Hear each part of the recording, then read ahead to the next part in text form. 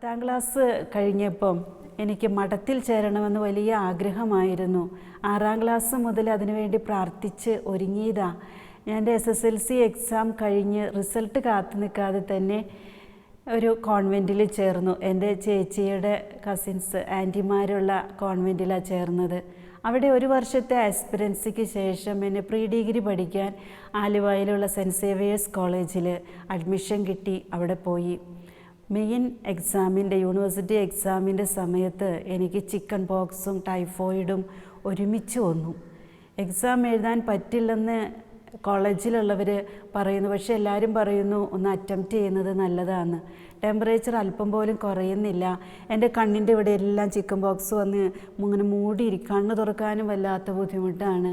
പഠിക്കാനൊരു പുസ്തകം പോലും എടുത്ത് തുറക്കാൻ എനിക്ക് പറ്റില്ല. ആ സമയത്ത് എല്ലാവരും ആ കോൺവെൻറ്റ് ചാപ്പലിൽ നിന്ന് പോയതിന് ശേഷം രാത്രി സമയങ്ങളിൽ ഞാൻ ആ ചാപ്പലിൽ കയറി ദിവികാരുണ്യ ഈശോയോട് സഹായം യാചിച്ചുകൊണ്ട് അനുഗ്രഹം യാചിച്ചുകൊണ്ട് പരിശുദ്ധ അമ്മയുടെ തിരുസ്വരൂപത്തിന് മുൻപിൽ മുട്ടുകുത്തി പ്രാർത്ഥിക്കുക പതിവായിരുന്നു. ഓരോ എക്സാമിൻ്റെയും വിഷയം ആ സബ്ജക്റ്റിൻ്റെ ടെക്സ്റ്റ് ബുക്ക് പരിശുദ്ധ അമ്മയുടെ പീഠത്തിൽ വെച്ചിട്ട് ഞാൻ നിലവിളിച്ച് പ്രാർത്ഥിക്കും, അമ്മേ എനിക്ക് പഠിക്കാൻ പറ്റുന്നില്ല, പക്ഷേ എക്സാമിന് പോകണം, ഞാൻ എന്താ ചെയ്യേണ്ടതെന്ന് എനിക്കറിയില്ല, അമ്മ എനിക്കൊന്ന് പറഞ്ഞു തരണേ, ജസ്റ്റ് പാസ്സാകാനുള്ള മാർക്ക് മതി അമ്മേ. അങ്ങനെ പറഞ്ഞിട്ട് ഞാൻ മാതാവിനോട് ഇങ്ങനെ ഉള്ളിൽ പ്രാർത്ഥിക്കുക, അമ്മേ ഞാൻ ഈ ബുക്ക് കണ്ണടച്ച് പ്രാർത്ഥിച്ച് തുറക്കുമ്പോൾ കിട്ടുന്ന പേജ് ഞാൻ വായിക്കും, അത് എനിക്ക് എക്സാം ഷീറ്റിൽ ക്വസ്റ്റ്യൻ പേപ്പറിൽ ആ ഒരു ക്വസ്റ്റ്യൻ ഉണ്ടായിരിക്കണേ എന്ന കൊച്ചു വിശ്വാസം ഞാൻ അങ്ങനെ ചെയ്ത ഒരു ഓർമ്മ എനിക്കുണ്ട്. ഞാൻ അങ്ങനെ തുറന്ന ഓരോ പേജുകളിലെയും ആൻസർ വായിച്ച് സാധിക്കുന്ന പോലെ പഠിച്ചു. എക്സാമിന് പോയി തെറ്റില്ലാത്ത മാർക്കോടെ പരിശുദ്ധ അമ്മ എനിക്ക് വിജയം തന്നു. ഞാനിത് പറയുമ്പോൾ എന്നെ കേൾക്കുന്ന ആരെങ്കിലും ഒക്കെ ഉണ്ടെങ്കിൽ ഒരിക്കലും പഠിക്കാതെ ഈ ഒരു അനുഭവം അനുകരിക്കരുതാരും. പഠനത്തിലൂടെ ദൈവത്തെ മഹത്വപ്പെടുത്തണം. പരിശുദ്ധ അമ്മ ഈശോയെ സഹായിക്കും പരിശുദ്ധാത്മാവിനെ അയച്ച്. പക്ഷേ എൻ്റെ അന്നത്തെ സാഹചര്യം കൊണ്ടാണ് ഞാൻ അങ്ങനെ ചെയ്തത്. അതും ഞാൻ വിശ്വസിക്കുന്നു, പരിശുദ്ധ അമ്മയോടുള്ള സ്വാതന്ത്ര്യം നമ്മൾ ഏത് വിധത്തിൽ ഏത് സാഹചര്യത്തിൽ ഉപയോഗിക്കുന്നുവോ അത് ദൈവഹിതമാണെങ്കിൽ ബോധജ്ഞാനത്തിൻ്റെ സിംഹാസനമായ പരിശുദ്ധ അമ്മ തീർച്ചയായിട്ടും നമ്മളെ സഹായിക്കും. ഉറപ്പുള്ള കാര്യമാണ് അത്. തുടർന്ന് എൻ്റെ പ്രീ ഡിഗ്രി കഴിഞ്ഞപ്പോൾ എറണാകുളം ലിസി ഹോസ്പിറ്റലിൽ നഴ്സിങ്ങിന് അഡ്മിഷൻ കിട്ടി. അവിടെ ചേർന്നു. കോൺഗ്രിഗേഷൻ്റെ ആവശ്യാനുസരണം നഴ്സിങ്ങിന് ചേർന്നു. നഴ്സിങ്ങിൻ്റെ PTS എക്സാമിനോട് അടുത്തപ്പം എൻ്റെ കണ്ണിന് വല്ലാത്ത അസ്വസ്ഥതകളായിരുന്നു. എനിക്ക് നഴ്സിങ്ങിൻ്റെ ഒരു ബുക്കും വായിക്കാനായിട്ട് പറ്റുന്നില്ല. കണ്ണിൽ നിന്ന് നിറയെ വെള്ളമൊഴുകും, കണ്ണ് ചുമന്ന് തടിക്കും, വീർത്ത് വരും. ആർക്കും ഒന്നും മനസ്സിലാകുന്നില്ല. ഡോക്ടേഴ്സിനെ കാണിച്ചപ്പോഴും വലിയ കുഴപ്പമൊന്നുമില്ലെന്നാണ് പറഞ്ഞത്. ഇനി എന്നാ ചെയ്യുമെന്ന് ഓർത്ത് സിസ്റ്റേഴ്സ് ആകെ വിഷമിച്ചു. എല്ലാവരും അതൊരു സൈക്കോളജിക്കൽ ലെവലിൽ ചിന്തിച്ചു എന്നാണ് പിന്നീട് ഞാൻ അറിഞ്ഞത്. എനിക്ക് ഏത് ഹോളി ബുക്സ് വായിക്കാൻ ഒരു കുഴപ്പമുണ്ടായിരുന്നില്ല. ബൈബിള്, വചനോത്സവം, അതുപോലുള്ള ഒത്തിരി നല്ല ബുക്കുകൾ ഞാൻ മണിക്കൂറുകൾ വായിക്കും. പക്ഷേ നഴ്സിങ്ങിൻ്റെ ഒരു ബുക്ക് വായിക്കാൻ എനിക്ക് പറ്റില്ലായിരുന്നു. അങ്ങനെ അവരൊരു തീരുമാനമെടുത്തു, സിസ്റ്റേഴ്സ് എന്നെ ഒരു ആയുർവേദ ട്രീറ്റ്മെൻറ്റിന് അയക്കാമെന്ന്. ഞാൻ കോൺവെൻറ്റിൽ നിന്ന് വളരെ വേദനയോടെ ഇറങ്ങുന്നത്. എനിക്കൊരു നേഴ്സാകാൻ പറ്റിയില്ലേലും വിഭജിക്കപ്പെടാത്ത സ്നേഹം ഈശോയ്ക്ക് കൊടുത്തുകൊണ്ട് ഒരു സിസ്റ്ററായി ജീവിക്കണമെന്ന് ഒത്തിരി ആഗ്രഹിച്ചതാണ് ഞാൻ. അങ്ങനെ ഞാൻ എൻ്റെ പെട്ടിയെടുത്ത് എൻ്റെ അപ്പനോടൊപ്പം ആ കോൺവെൻറ്റ് വിട്ട് ഇറങ്ങി. ആയുർവേദ ചികിത്സയ്ക്ക് സിസ്റ്റേഴ്സ് തന്നെ പറഞ്ഞൊരിടത്ത് തന്നെയാണ് പോയത്. 2 ആഴ്ചത്തെ ട്രീറ്റ്മെൻ്റ് ആയിരുന്നു കരിവന്നൂർ എന്ന് പറഞ്ഞ സ്ഥലത്ത്. അവിടെ ട്രീറ്റ്മെൻറ്റ് കഴിഞ്ഞ് 2 ആഴ്ച കഴിഞ്ഞ് ഞാൻ വിശുദ്ധ കുർബാനയ്ക്ക് പോയി തിരിച്ചു വരുമ്പോൾ എൻ്റെ വീട്ടിൽ സിസ്റ്റേഴ്സ്, മറ്റൊരു കോൺഗ്രിഗേഷനിൽ സിസ്റ്റേഴ്സ്, സമരീറ്റൻ സിസ്റ്റേഴ്സ് വന്ന് കാത്തിരിപ്പുണ്ടായിരുന്നു. അവരെന്നെക്കുറിച്ച് അറിഞ്ഞ് അവരുടെ കോൺഗ്രിഗേഷനിലേക്ക് ചേരാൻ ആഗ്രഹമുണ്ടെങ്കിൽ വരണമെന്ന് പറഞ്ഞുകൊണ്ട് അവർ വന്നിരിക്കുന്നത്. എനിക്ക് ഭയങ്കര സന്തോഷം തോന്നി. എന്നെ ഈശോ സ്നേഹിക്കുന്നു, ഈശോയുടെ സ്വന്തമാക്കാൻ എന്നെ വിളിക്കുന്നു എന്നൊരു ചിന്ത എനിക്കുണ്ടായി. ഞാൻ കൊണ്ടുവന്ന പെട്ടിയൊന്നും തുറന്നിട്ടില്ല. അതും എടുത്തുകൊണ്ട് ഞാൻ അവരുടെ കൂടെ പോയി.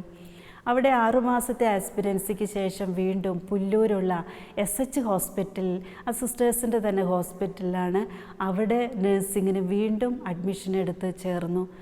സിസ്റ്റേഴ്സിൻ്റെ അഭിപ്രായ പ്രകാരം അധികാരികളനുസരിച്ചുകൊണ്ട് ചേർന്നു. അവിടെ ചെന്നിട്ട് PTS എക്സാമിൻ്റെ സമയമായപ്പോഴത്തേനും വീണ്ടും ടൈഫോയിഡ് വന്നു. 108, 110 ഡിഗ്രി വരെയൊക്കെ ടെമ്പറേച്ചർ കൂടി.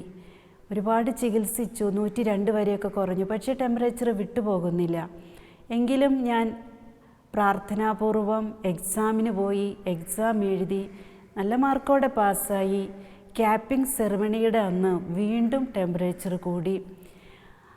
ആ ടെമ്പറേച്ചർ ഉള്ളപ്പോൾ തന്നെ ക്യാപ്പിംഗ് സെറിമണി കഴിഞ്ഞു.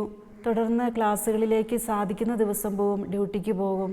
അങ്ങനെ ഇരിക്കുമ്പോൾ എനിക്ക് ലിസി ഹോസ്പിറ്റലിൽ വെച്ചുണ്ടായ അതേ അസുഖം കണ്ണിന് വീണ്ടും ഉണ്ടായി. അപ്പോൾ എൻ്റെ സിസ്റ്റർ പോട്ടയിൽ ധ്യാനത്തിന് പോകാമെന്ന് പറഞ്ഞ് അവിടെ കൊണ്ടുപോയി.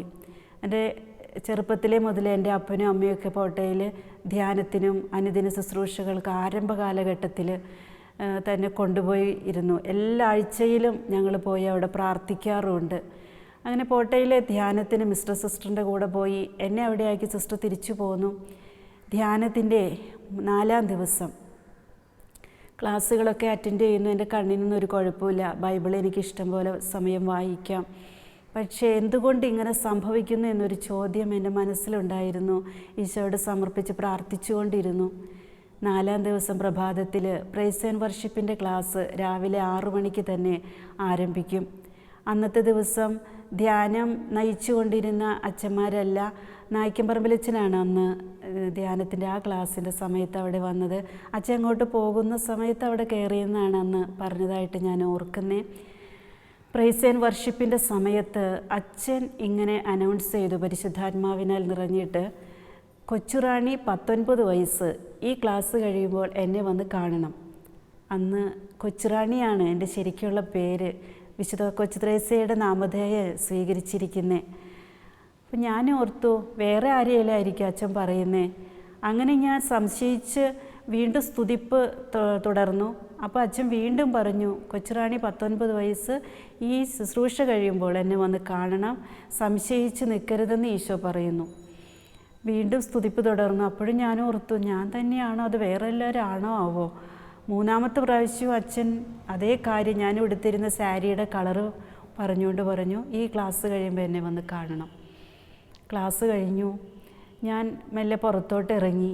അച്ഛൻ്റെ പുറകെ ചെന്നപ്പോൾ അച്ഛൻ പുറകിൽ തിരിഞ്ഞു നോക്കിക്കൊണ്ട്, ആ മോളെ തന്നെയാണ് ഞാൻ ആ ക്ലാസ്സിൻ്റെ സമയത്ത് കണ്ടേ, അടുത്ത് വരാൻ പറഞ്ഞു. ചെന്നു. റൂമിൽ അച്ഛനും 2 സിസ്റ്റേഴ്സും ഉണ്ടായിരുന്നു. സിസ്റ്റർ തിമോത്തിയോസും മറ്റൊരു സിസ്റ്ററും ഉണ്ടായിരുന്നു. ഞാനും കൂടെ ചെന്നു. അച്ഛൻ ചോദിച്ചു, മോളെ നിനക്ക് ഇന്നലെ വല്ല അനുഭവം ഉണ്ടായോ? എന്താ നിൻ്റെ അനുഭവങ്ങൾ? ഞാനായിട്ട് പലപ്പോഴും നേരിട്ട് കണ്ടിട്ടുണ്ട്, പ്രാർത്ഥിച്ചിട്ടുണ്ടെങ്കിലും തലേദിവസം അച്ഛനെ കാണുകയോ പ്രാർത്ഥിക്കുകയോ ഒന്നും ചെയ്തിട്ടില്ല. അച്ഛൻ പോട്ടയിലില്ലായിരുന്നു. അപ്പോൾ എനിക്ക് തലേദിവസം ഒരു അനുഭവം ഉണ്ടായി. പ്രാർത്ഥനയും ക്ലാസ്സൊക്കെ കഴിഞ്ഞ് ഡോർമെറ്ററിയിൽ കിടക്കുന്ന സമയത്ത് ഞാൻ ഉള്ളിൽ പ്രാർത്ഥിച്ചുകൊണ്ടിരുന്നു, ഈശോയെ ഈ ധ്യാനം കഴിയുമ്പോൾ നിൻ്റെ ഹിതം എനിക്കൊന്ന് മനസ്സിലാക്കി തരണേ എന്ന്. അങ്ങനെ ആ സമയത്ത് കിടന്നു. പക്ഷേ ഉറങ്ങിയതായിട്ട് എനിക്ക് ഓർമ്മയില്ല. ഞാനൊരു കാര്യം കണ്ടു.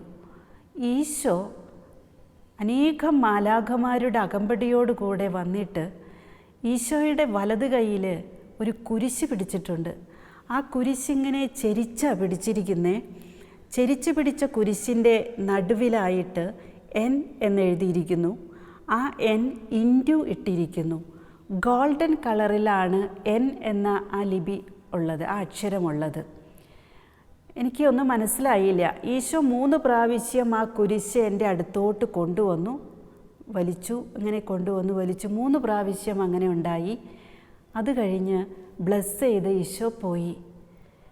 അത് സ്വപ്നമായിരുന്നില്ലെന്ന് എനിക്കറിയാം. പക്ഷെ ദർശനമാണോ പ്രത്യക്ഷീകരണമാണോ എന്നൊന്നും അന്ന് എനിക്കറിയില്ല. ഞാൻ ഈ അനുഭവത്തിലാണ് നേരം വെളുത്തതും ക്ലാസ്സിന് പോകുന്നതൊക്കെ. അപ്പം ഞാൻ അച്ഛനോട് ഇത് പറഞ്ഞപ്പോൾ അച്ഛൻ പറഞ്ഞു, പ്രൈസ് ആൻഡ് വർഷിപ്പിൻ്റെ സമയത്ത് നിൻ്റെ തലയ്ക്ക് മുകളിൽ ഞാനും ഇത് കണ്ടുകൊണ്ടിരുന്നു. എന്തോ ദൈവത്തിന് പദ്ധതിയുണ്ട്, നമുക്ക് പ്രാർത്ഥിക്കാം. മുട്ടുകുത്താൻ പറഞ്ഞു. മുട്ടുകുത്തി എല്ലാവരും കൂടെ സ്തുതിച്ച്, ദൈവത്തെ സ്തുതിച്ച് പ്രാർത്ഥിച്ച് അല്പസമയം കഴിഞ്ഞപ്പോൾ അച്ഛൻ പറഞ്ഞു, മോളെ, കുരിശ് ചെരിച്ചു പിടിച്ചിട്ട് എൻ എന്നെഴുതി അത് വെട്ടിയിരിക്കുന്നല്ലോ, അത് ഇൻറ്റു അല്ല വെട്ടിയിരിക്കുന്നതാ. അതിൻ്റെ അർത്ഥം നീ നണ്ണും ആകണ്ട, നേഴ്സും ആകണ്ട. ഈശോ നിന്നെക്കുറിച്ച് മറ്റൊരു പദ്ധതിയാണ് വിഭാവനം ചെയ്തിരിക്കുന്നത്. ഈശോയുടെ മനസ്സിൽ നിന്നെക്കുറിച്ചുള്ള പദ്ധതി അത് നിൻ്റെ നാശത്തിനല്ല. തീർച്ചയായിട്ടും നീ അടിയറ വെച്ച് പ്രാർത്ഥിക്ക്. നീ ഒരു സിസ്റ്റർ ആകണ്ട, ഒരു നേഴ്സും ആകണ്ട. ഞാൻ വീണ്ടും പ്രാർത്ഥിച്ചു, അച്ഛനും പ്രാർത്ഥിച്ചു. അച്ഛൻ പറഞ്ഞു, ഒരു 7 എന്നൊരു നമ്പർ കാണുന്നു. 7 വർഷം കർത്താവ് കാത്തിരിക്കാൻ പറയുന്നു. നീ ഒരു വിവാഹ ജീവിതത്തിലേക്ക് പ്രവേശിക്കണം. 7ാം വർഷം എന്തോ വലിയൊരു കാര്യം നിന്നിലൂടെ ഈശോ ചെയ്യും. അത് മഠത്തിൻ്റെ മതിൽക്കെട്ടുകൾക്കുള്ളിൽ നിർവഹിക്കുന്നതിനേക്കാൾ വലുതായിരിക്കുമെന്നും പരിശുദ്ധാത്മാവ് മനസ്സിലാക്കി തരുന്നു. ഇത് പറഞ്ഞപ്പം എനിക്കത് ഉൾക്കൊള്ളാൻ പറ്റിയില്ല. നേഴ്സാകണ്ടെങ്കിൽ എനിക്കൊരു സിസ്റ്റർ ആകണം. അതാണ് എൻ്റെ ഉള്ളിലെ ആഗ്രഹം. ഞാൻ ഉറക്കെ കരയാൻ തുടങ്ങി. അപ്പം അച്ഛൻ പറഞ്ഞു, കരയണ്ട, സറണ്ടർ ചെയ്ത് പ്രാർത്ഥിക്ക്. സിസ്റ്റേഴ്സും പറഞ്ഞു. ഞാനങ്ങനെ എല്ലാം ഈശോയ്ക്ക് സമർപ്പിച്ച് നിലവിളിയോടെ പ്രാർത്ഥിച്ചു.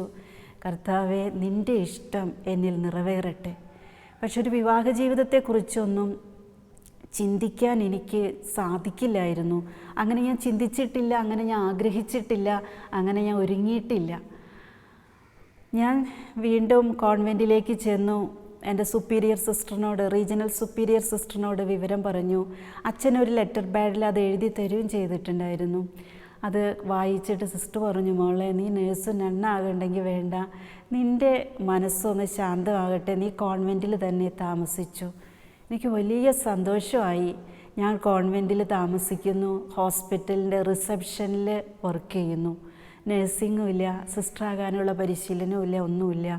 പക്ഷേ ഈശോയുടെ അടുത്ത്, ദിവ്യകാരുണ്യ ഈശോയുടെ അടുത്ത് പരിശുദ്ധ അമ്മയുടെ തിരുമടിയിലിരുന്ന് പ്രാർത്ഥിക്കാവല്ലോ എന്നുള്ളൊരു ആശ്വാസം അന്ന് എനിക്കുണ്ടായിരുന്നു. തുടർന്ന് അധികം നാൾ അങ്ങനെ പോകാൻ എനിക്ക് സാധിച്ചില്ല. എൻ്റെ അപ്പനും എൻ്റെ അമ്മയും രോഗികളായി. പെട്ടെന്നുണ്ടായ ഒരു അറ്റാക്ക്, അപ്പന് 3rd അറ്റാക്കാണ്. അമ്മയ്ക്കുണ്ടായ ഒരു വലിയ വീഴ്ച, അമ്മയുടെ നട്ടെല്ലെല്ലാം ഒടിഞ്ഞ് ഡിസ്ക് പ്രൊലാപ്സ്ഡായി, വാരിയെല്ലുകൾ ഒടിഞ്ഞ് ബെൽറ്റിട്ട്, ഒരു സഹായത്തിന് ആരുമില്ലാതെ നിവൃത്തിയില്ല. ചേച്ചിമാരുടെ എല്ലാം വിവാഹം കഴിഞ്ഞു. ഒരു ചേച്ചി സിസ്റ്ററായിട്ടുണ്ട്. ഇനി ഞാനാണ് ആ കുടുംബത്തിൽ അപ്പനും അമ്മേനെ സഹായിക്കേണ്ടത്. ഈശോ അങ്ങനെ ഒരു ആക്സിഡൻ്റലി അവർക്കൊരു അനുഭവം, സഹനത്തിൻ്റെ അനുഭവം കൊടുത്തത് എന്നെ തിരിച്ചു കൊണ്ടുവരാനായിരുന്നു എന്ന് പിന്നീടാണ് എനിക്ക് മനസ്സിലായത്. അന്നാളുകളിലെല്ലാം നിരന്തരം ജപമാല ചൊല്ലി പ്രാർത്ഥിക്കുമായിരുന്നു. പരിശുദ്ധ അമ്മയുടെ വിമല ഹൃദയത്തിൽ അള്ളിപ്പിടിച്ച് പ്രാർത്ഥിക്കാൻ എനിക്ക് പരിശീലനം കിട്ടിയ, ആത്മീയ പരിശീലനം കിട്ടിയ ഒരു കാലഘട്ടമായിട്ടാണ് ഞാനതൊക്കെ ഇപ്പോൾ ഓർക്കുന്നത്. അപ്പനും അമ്മയും ഞാൻ കോൺവെൻറ്റിൽ നിന്ന് തിരിച്ചു വന്നു. അപ്പനും അമ്മേനെ ശുശ്രൂഷിച്ചു കൊണ്ടിരുന്നു. വളരെ യാദൃച്ഛികമായിട്ട് എന്ന് മനുഷ്യന് തോന്നാമെങ്കിലും ഈശോയുടെ പ്രത്യേക ഇടപെടലിനായി അപ്പനും അമ്മയ്ക്കും സൗഖ്യം കിട്ടി. അന്ന് മുതൽ ഞങ്ങൾ 3 പേരും നിരന്തരം പ്രാർത്ഥിക്കുകയും പള്ളിയിൽ പോകുകയും ഇടയ്ക്ക് പോട്ടയിൽ ധ്യാനത്തിന് പോവുകയൊക്കെ ചെയ്യുമായിരുന്നു. അപ്പോഴൊക്കെ എൻ്റെ മാതാപിതാക്കളെ എന്നെ ഉപദേശിക്കുമായിരുന്നു, മോളെ, നീ ഒരു വിവാഹത്തിന് ഒരുങ്ങണം. പക്ഷേ എനിക്കത് ചിന്തിക്കാൻ പറ്റില്ല, എനിക്കിഷ്ടമല്ല, അങ്ങനെ ജീവിക്കണമെന്ന് എനിക്ക് ആഗ്രഹമില്ല, ഞാൻ അതിനു വേണ്ടി ഒരുങ്ങാൻ എനിക്ക് പറ്റുന്നില്ല. അങ്ങനെ ഞാൻ പോയി 2 കോൺവെൻറ്റിൽ സിസ്റ്റേഴ്സ് ഇടയ്ക്ക് വീട്ടിൽ വരുമായിരുന്നു. അവർ എന്നോട് പറയുമായിരുന്നു, മോളെ ഈശോയ്ക്ക് സമർപ്പിക്കണം. എൻ്റെ ഒരു തെറ്റുകൊണ്ടോ എൻ്റെ വേറൊരു കുറവ് കൊണ്ടാണ് കോൺവെൻറ്റിൽ നിന്ന് വിട്ടിരുന്നെങ്കിൽ അവരെന്നെ ഇങ്ങനെ ഉപദേശിക്കില്ലായിരുന്നു എന്ന് എൻ്റെ അപ്പനും അമ്മയും പറയും. മോളെ നിൻ്റെ വിളി ഇതായതുകൊണ്ടാണ്. എൻ്റെ സിസ്റ്റേഴ്സ് പറയുമായിരുന്നു, ഇടവക വികാരിയച്ഛൻ പറയുമായിരുന്നു, പലരും പറയുമായിരുന്നു. പക്ഷേ മഠത്തിൽ നിന്ന് വന്നതിൻ്റെ പ്രത്യാഘാതങ്ങൾ വലുതായിട്ടൊക്കെ അനുഭവിച്ചുകൊണ്ടിരുന്ന സമയം അത്. നാട്ടുകാരും വീട്ടുകാരൊക്കെ പല അപവാദങ്ങളും പറഞ്ഞു. പക്ഷേ എൻ്റെ അപ്പനും അമ്മയും ഒരിക്കലും എന്നെ കുറ്റപ്പെടുത്താതെ ദൈവനിശ്ചയമതാ നിശ്ചയദാർഢ്യത്തോടുകൂടെ പരിശുദ്ധ അമ്മയ്ക്ക് സ്വീകരിക്കേണ്ടി വന്ന അപവാദങ്ങളോട് ചേർത്ത് വെച്ചിട്ട് ഈശോയുടെ തിരുമുറിവിലേക്ക് ഇത് സമർപ്പിക്കുക, കർത്താവ് നിന്നെ നയിക്കുമെന്ന് ഉറപ്പ് തന്നുകൊണ്ടിരുന്നു. അങ്ങനെ പ്രാർത്ഥിച്ചു മുന്നേറി 1 വർഷത്തിനുള്ളിൽ എൻ്റെ അപ്പൻ മരിച്ചു. വിശുദ്ധമായൊരു മരണം, നല്ല മരണത്തിന് ഒരുങ്ങാന്നൊക്കെ പറഞ്ഞത് ഒരുങ്ങി എല്ലാവരോടും മാപ്പ് ചോദിച്ച് എല്ലാവർക്കും മാപ്പ് കൊടുത്ത് എല്ലാവരെയും ബ്ലെസ് ചെയ്ത് ജപമാല ചൊല്ലി വിശുദ്ധ കുരിശും പിടിച്ചുകൊണ്ട് ഈശോ മറിയ ഔസേപ്പേ എന്ന പ്രാർത്ഥന 3 തവണ ആവർത്തിച്ച് ഞാൻ പോകുന്നു ഈശോയുടെ അടുത്തേക്ക് പരിശുദ്ധ അമ്മയുടെ കരം പിടിച്ച് എന്ന് പറഞ്ഞുകൊണ്ട് എൻ്റെ അപ്പം മരിച്ചു. മരിക്കുന്ന സമയത്ത് അമ്മോട് പറഞ്ഞു, മോളെ വിവാഹത്തിന് ഒരുക്കണമെന്ന്. ആ അന്ത്യമായൊരു വാക്ക് എനിക്ക് നിരസിക്കാൻ പറ്റില്ല. തുടർന്ന് അമ്മയുടെ കണ്ണുനീരും, മോളെ നീ ഇപ്പോൾ തന്നെ അത് സമ്മതിക്കുക, നീ ഒരുങ്ങുക എന്ന് അമ്മ എപ്പോഴും പറയുമായിരുന്നു. അങ്ങനെ ഞാനും മനസ്സുകൊണ്ട് തീരുമാനിച്ചു, ദൈവഹിതം അതാണെങ്കിൽ നടക്കട്ടെ. പക്ഷെ അനുദിനം വിശുദ്ധ കുർബാനയ്ക്ക് പോയിട്ട് പ്രാർത്ഥിക്കുമായിരുന്നു. ദിവ്യബലി കഴിഞ്ഞ് ജപമാല ചൊല്ലി പ്രാർത്ഥിക്കുമായിരുന്നു, അമ്മേ ഞാനൊരു വിവാഹ ജീവിതം നയിക്കണമെങ്കിൽ അമ്മയ്ക്ക് ലഭിച്ച ഔസേപ്പിതാവിനെ പോലൊരു വ്യക്തിയെ എനിക്ക് കിട്ടണം. അങ്ങനെ തരണേ അമ്മേ, അധികമായി ഞാൻ ചോദിക്കുന്നെങ്കിൽ എന്നോട് ക്ഷമിക്കണേ എന്ന് പറഞ്ഞുകൊണ്ട് പ്രാർത്ഥിക്കുമായിരുന്നു. അങ്ങനെ പ്രാർത്ഥന തുടർന്നുകൊണ്ടിരുന്ന സമയത്താണ് ഞങ്ങളുടെ ഇടവക പള്ളിയിൽ ഒരു താമസിച്ചുള്ള ധ്യാനം വരുന്നത്. ധ്യാനഗുരു അച്ഛനോട് ഞാൻ എൻ്റെ നിയോഗം പറഞ്ഞു. കൗൺസിലിങ്ങിൻ്റെ സമയത്ത് ഞാനിത് പറയുമ്പോൾ ധ്യാനത്തിൻ്റെ 3-ാം ദിവസമാണ്. അച്ഛൻ എന്നോട് പ്രാർത്ഥിച്ചിട്ട് പറഞ്ഞു, മോളെ നീ ഒരു വിവാഹം കഴിക്കണം. നിന്നെ വിവാഹം കഴിക്കേണ്ട വ്യക്തി നിന്നെ ദേവാലയത്തിൽ വന്നിട്ട് പ്രാർത്ഥനാപൂർവമായിരിക്കും നിന്നെ കാണാൻ ആഗ്രഹിക്കുക. അതൊരടയാളമായിട്ട് നമുക്ക് സ്വീകരിക്കാം. എൻ്റെ മനസ്സിലെന്തോ പരിശുദ്ധാത്മാവ് അങ്ങനെ പറയാൻ തോന്നിക്കുന്നു എന്ന് പറഞ്ഞു. അപ്പോൾ അച്ഛാ അത് സംഭവിക്കട്ടെ എന്ന് പറഞ്ഞ് കൗൺസിലിംഗ് കഴിഞ്ഞ് ക്ലാസ്സിന് പോയി. ക്ലാസ് നടന്നുകൊണ്ടിരിക്കുമ്പോൾ ഞങ്ങളുടെ വികാരിയച്ഛൻ വന്ന് അനൗൺസ് ചെയ്തു, ദേവസി പന്തലുകാരൻ അച്ഛൻ്റെ പെങ്ങൾ ഇവിടെ ഉണ്ടെങ്കിൽ പുറത്തോട്ട് വരാൻ. ദേവസി പന്തലുകാരൻ എന്ന് പറയുന്നത് എൻ്റെ ഇളയപ്പൻ്റെ മകൻ അച്ഛനാണ്, തൃശ്ശൂർ രൂപതയിലെ വൈദികനാണ്. അപ്പം അനൗൺസ് കഴിഞ്ഞ് അച്ഛൻ പോയി. ഞാൻ എഴുന്നേറ്റ് നിന്നപ്പോൾ ധ്യാനഗുരുവച്ഛൻ പുറത്തോട്ട് ചെല്ലാൻ പറഞ്ഞു. ചെന്നപ്പോൾ വികാരിച്ച് എന്നോട് പറഞ്ഞു, 2 പേര് മോളെ അന്വേഷിച്ചുകൊണ്ട് ഇവിടെ വന്നിരുന്നു. ഞാൻ പറഞ്ഞു, ധ്യാനം കൂടുക, നിങ്ങൾ വീട്ടിലേക്ക് പോയിക്കോ, കൊച്ചുറാണീനെ അങ്ങോട്ട് അയക്കാമെന്ന് പറഞ്ഞു. ഞാനോർത്ത് എൻ്റെ അമ്മയ്ക്ക് വല്ല അസുഖമായിട്ട് അടുത്ത വീട്ടുകാരാരേലും വന്നിരിക്കുമോ എന്താണ്, പെട്ടെന്ന് ഞാൻ മറ്റൊരു കാര്യം ചിന്തിക്കുന്നില്ല. ഞാൻ വേഗം ചെന്നപ്പോൾ 2 പേര് വീടിൻ്റെ വരാന്തയിലിരിക്കുന്നു. അമ്മ അവർക്ക് കാപ്പി കൊടുത്തിട്ടുണ്ട്. അങ്ങനെ ഞാനും ചെന്ന് സംസാരിച്ചു. അപ്പോൾ അവർ വേറെ ഒന്നും സംസാരിച്ചില്ല. എനിക്കറിയില്ല, ചേച്ചിയുടെ വീടിൻ്റെ അടുത്തുനിന്ന് വരുന്നവരാണെന്നാണ് പറഞ്ഞത്.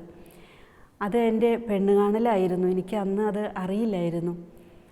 അത് കഴിഞ്ഞ് അവർ പോയപ്പം അമ്മ പറഞ്ഞു, നിന്നെ പെണ്ണ് കാണാൻ വന്നവരാ അവർ. അപ്പോഴാണ് ഞാൻ അത് മനസ്സിലാക്കുന്നത്. ഞാനതും കേട്ടോണ്ട് വീണ്ടും ധ്യാനത്തിന് പോയി. ധ്യാനത്തിൻ്റെ ക്ലാസ്സുകൾ കഴിഞ്ഞപ്പോൾ അച്ഛനോട് പറഞ്ഞു, അച്ഛൻ ഇങ്ങനെ ഒരു സംഭവം ഉണ്ടായി. അപ്പം അച്ഛൻ പറഞ്ഞു, മോള് ധൈര്യമായിട്ട് പ്രാർത്ഥിച്ച് യെസ് പറയേണ്ട സമയമായി. തീർച്ചയായിട്ടും പരിശുദ്ധ അമ്മയോട് ജപമാല വഴി മാധ്യസ്ഥ യാചിച്ച് ഉള്ളു തുറന്ന് ആഗ്രഹിച്ച് സമർപ്പിച്ചത് എനിക്ക് ലഭിച്ചു എന്ന് ഇപ്പോൾ എനിക്ക് പറയാൻ സാധിക്കും. കാരണം ഔസേപ്പിതാവ് എന്നൊന്നും ഉപമിക്കാൻ എനിക്ക് പറ്റില്ല. എങ്കിലും എൻ്റെ ജീവിതത്തിൻ്റെ ഓരോ വിനാഴികകളിലും ഈശോയും മാതാവും കഴിഞ്ഞാൽ എൻ്റെ കൂടെ നിൽക്കുന്ന, എന്നെ എല്ലാ തരത്തിലും സഹായിക്കുന്ന, സ്നേഹിക്കുന്ന, ദുഃഖങ്ങളും പ്രയാസങ്ങളും ഉണ്ടാകുമ്പോൾ വചനം പറഞ്ഞ് എന്നെ ആശ്വസിപ്പിക്കുന്ന ഒരു ഭർത്താവാണ് എൻ്റെ ഭർത്താവ്, പാലുപ്പറമ്പിൽ കുടുംബത്തിലെ ജോൺ.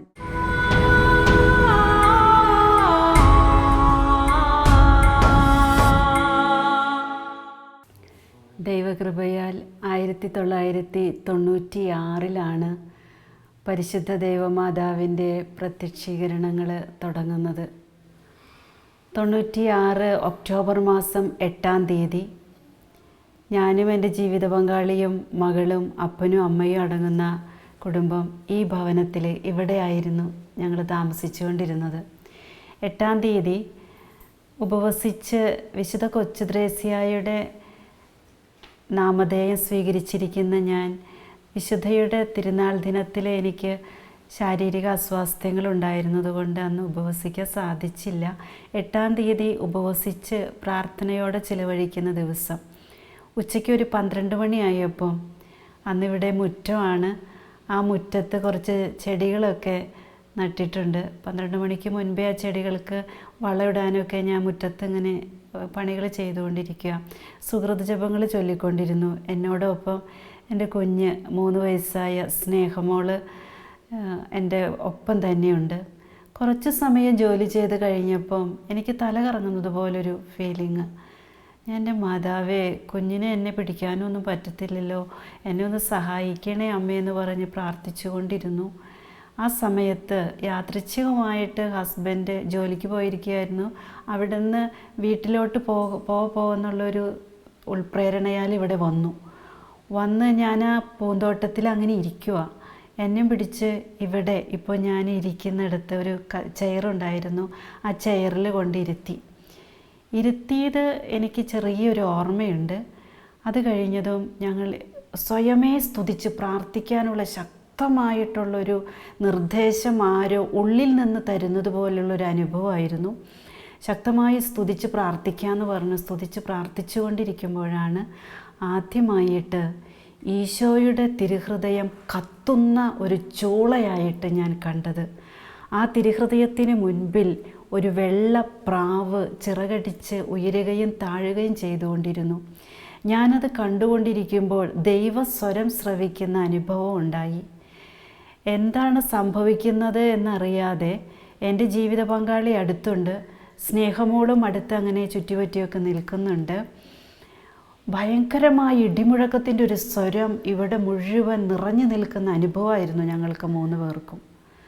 ആ ദിവസം അപ്പനും അമ്മയും ചേട്ടൻ്റെ വീട്ടിൽ പോയേക്കുമായിരുന്നു. ഈ ഇടിമുഴക്കത്തിൻ്റെ സ്വരത്തിൽ ഞങ്ങൾ 3 പേര് സ്തുതിക്കാൻ തുടങ്ങി. ആ സ്വരം ഒരുപാട് കാര്യങ്ങൾ പറഞ്ഞു. എൻ്റെ ജീവിത പങ്കാളിയുടെ പേരെടുത്ത് വിളിക്കുന്നതും ആ വിളിക്ക് ഈശോയെ ഇതാ അങ്ങയുടെ ദാസൻ എന്ന് പറയുന്നതും തുടർന്ന് ഈശോ കുറേ വചനങ്ങൾ പറയുന്നതും എല്ലാം പെട്ടെന്നാണ് ഞങ്ങൾ കേൾക്കുന്നത്. ഇംഗ്ലീഷിലാദ്യം കേട്ടുകൊണ്ടിരുന്നത്. എൻ്റെ ജീവിത പങ്കാളി പറഞ്ഞു, ഈശോയെ എനിക്കൊന്നും മനസ്സിലായില്ല, ഞാനൊന്ന് എഴുതിയെടുക്കട്ടെ. ഒരു ഡയറി പോയി എടുത്തുകൊണ്ട് വന്നു, പേനയെടുത്തു. ഈശോ ഒന്നുകൂടി പറയണേന്ന് പറഞ്ഞപ്പോൾ 3 പ്രാവശ്യം റിപ്പീറ്റ് ചെയ്യുന്ന അനുഭവം ഉണ്ടായി. ആ ദൈവീകമായൊരു അനുഭവത്തിന് ശേഷം ഈശോയുടെ തിരുഹൃദയം ചൂള പോലെ എരിയുന്ന ഹൃദയം കണ്ടുകൊണ്ടിരുന്ന ഞാൻ, ആ വെള്ളപ്രാവ് ചിറകടിച്ച് ഉയരുന്നതും താഴുന്നതും കണ്ടുകൊണ്ടിരുന്ന ഞാൻ, ഈശോയുടെ സ്വരം നിലച്ചതോടുകൂടെ ആ ദൃശ്യവും ഇല്ലാതെയായി. ഞാൻ കണ്ടുകൊണ്ടിരുന്നത് ഇല്ലാതെയായി. എനിക്ക് വല്ലാത്ത ദാഹം അനുഭവപ്പെട്ടു.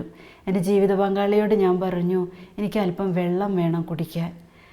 എൻ്റെ ഹസ്ബൻഡ് വെള്ളം എടുക്കാനായിട്ട് അടുക്കളയിലേക്ക് പോയി. അടുക്കളയിലേക്ക് വെള്ളം എടുക്കാൻ പോയി തിരിച്ചു വരുമ്പോൾ അദ്ദേഹം കാണുന്നേ ഞാൻ കൈക്കുമ്പിൾ ഇങ്ങനെ പിടിച്ചുകൊണ്ട് വെള്ളം കുടിച്ചുകൊണ്ടിരിക്കുക. ആ സമയത്ത് എൻ്റെ അനുഭവം ഈശോയുടെ കൈക്കുമ്പിളിൽ നീട്ടി വെള്ളം ഒഴിച്ചു തരുന്നു. പക്ഷേ ഈശോയെ ഹസ്ബൻഡിന് കാണാൻ പറ്റുന്നില്ല. എനിക്ക് ഈശോയെ കാണുന്നു, ഞാൻ ആ വെള്ളം കുടിക്കുന്നു. എൻ്റെ ഇവിടെയൊക്കെ വെള്ളമായതെല്ലാം അദ്ദേഹം തുടച്ചെടുത്ത് അദ്ദേഹം കുഞ്ഞും ടേസ്റ്റ് ചെയ്തതായിട്ട് പിന്നീട് എന്നോട് പറഞ്ഞു. ആ സംഭവം പാരൻസ് വന്നപ്പോൾ, അപ്പനും അമ്മയും വന്നപ്പോൾ ഞങ്ങൾ പറഞ്ഞു. പെങ്ങളുടെ മകനുണ്ടായിരുന്നു കൂടെ. അന്നേരം അവർക്കത് വിശ്വസിക്കാൻ സാധിച്ചില്ല. സ്വാഭാവികമായിട്ടും എന്തോ തോന്നലുകളായിരിക്കാമെന്നും അത് അങ്ങനെയൊന്നും ഉണ്ടാകില്ല ഒരിക്കലും എന്നൊക്കെ പറഞ്ഞു. പരിശുദ്ധാത്മാവ് മനസ്സിൽ പറഞ്ഞു തന്നു, നീ പറ, ഇന്ന് നീ ഇങ്ങനെ പറയണം, ഇന്ന് നമ്മുടെ സന്ധ്യാപ്രാർത്ഥന സമയത്ത് നമുക്ക് ഈശോയെ സ്തുതിക്കാം കുറേ സമയം. ഈശോ ഇത് ഉറപ്പേകുന്നൊരു അനുഭവമായിട്ട് മാറ്റും. ഞാൻ അതുപ്രകാരം പറഞ്ഞു. അന്ന് സന്ധ്യാപ്രാർത്ഥനയ്ക്ക് എല്ലാവരും ഒരുമിച്ച് പ്രാർത്ഥിച്ചു കൊണ്ടിരിക്കുമ്പോൾ പെങ്ങളുടെ മകൻ അടുത്തിരിപ്പുണ്ട്. അവൻ കണ്ണു തുറന്നിരിപ്പുണ്ട്. ഞങ്ങളെല്ലാവരും സ്തുതിച്ച് പ്രാർത്ഥിക്കുക.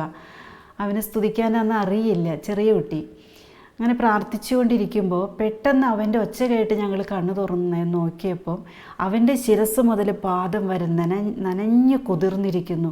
ഒരു ഹോസിൽ നിന്ന് വെള്ളം ഒഴിച്ചിട്ട് കുളിപ്പിക്കുന്നത് പോലെ നിറഞ്ഞു കുതിർന്നിരിക്കുന്നു.